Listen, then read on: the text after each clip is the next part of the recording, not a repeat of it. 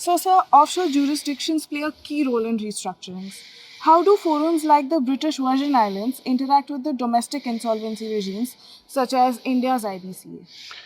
So the role that offshore companies play is largely financial.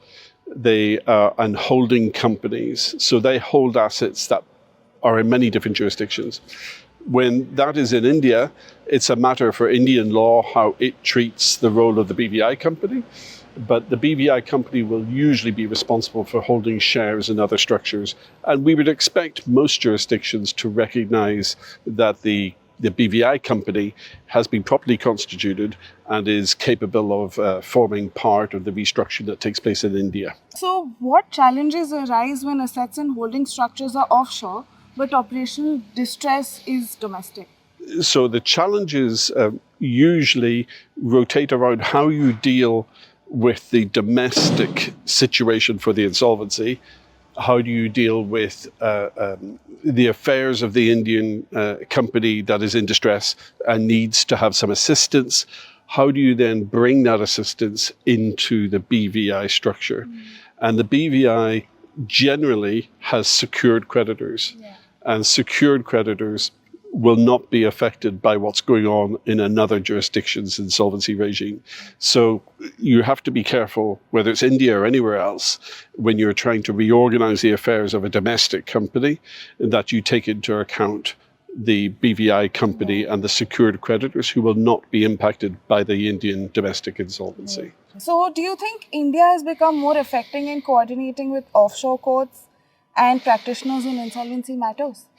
I haven't myself seen an Indian distress company situation appear in the BVI, but you hear about how it's beginning to emerge. Yes. It's only a matter of time.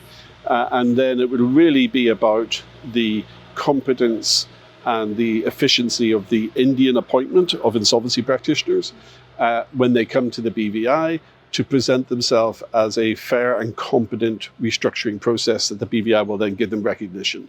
So we expect to see that happen, and it could happen any day now. So from your experience, what should Indian lawyers better understand about offshore restructuring strategy?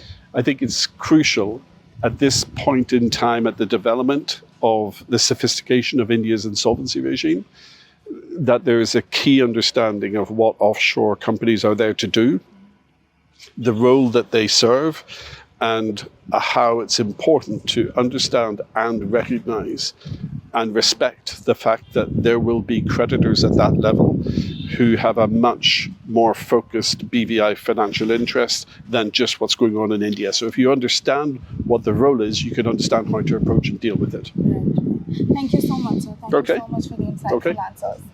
You're very welcome.